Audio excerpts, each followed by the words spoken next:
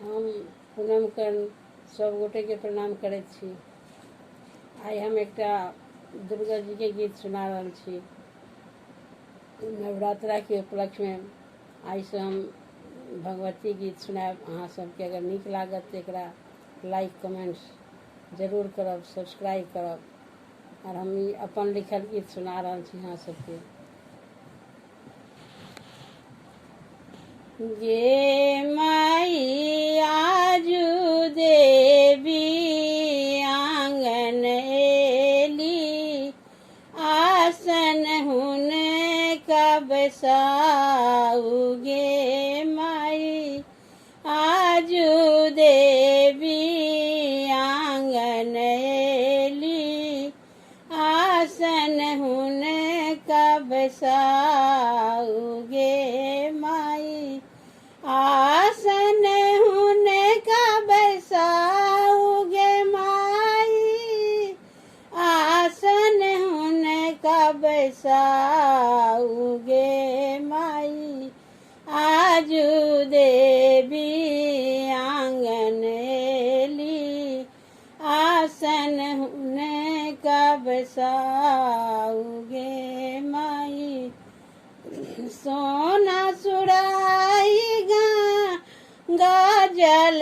पानी, मैया के चरण धुलाऊ। गे माई सोना सुराही गंगा जल पानी, मैया के चरण धुलाऊ। गे माई मैया के चरण धुलाऊ। गे माई मैया के चरण धुलाऊ। गे माई आजू देवी आंगन एली, आसन हुन कब साऊ। गे माई धूप दीप नैवेद्यक थाली, मैया के भोग लगाऊ। गे माई धूप दीप नैवेद्यक थाली, मैया के भोग लगाऊ। गे माई मैया के भोग लगाऊ। गे माई मैया के भोग लगाऊ। गे माई आजू देवी आंगन एली, आसन हुन कब साऊ। गे माई आजू देवी आंगन एली, आसन हुन कब साऊ। पहिल मंगै छी मैया अन्न धन लक्ष्मी, दोसर कुल परिवार। गे माई पहिल मंगै छी मैया अन्न धन लक्ष्मी, दोसर कुल परिवार। गे माई दोसर कुल परिवार।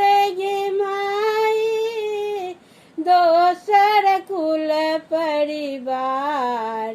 गे माई आजू देवी आंगन एली, आसन हुन कब साऊ। गे माई आसन हुन कब साऊ। गे माई आसन हुन कब साऊ। गे माई तेसर मंगै छी मैया गोदी के बलकवा, जुग जुग बढ़े एही बात।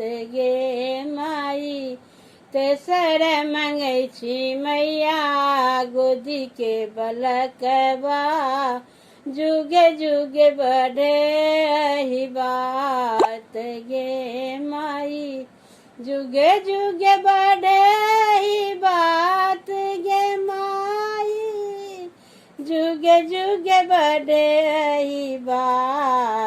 गे माई आजू देवी आंगन एली आसन हुने कब साऊगे माई आसन हुने कब साऊगे माई आसन हुने कब साऊगे माई आसन हुने कब साऊगे माई आसन हुने कब सा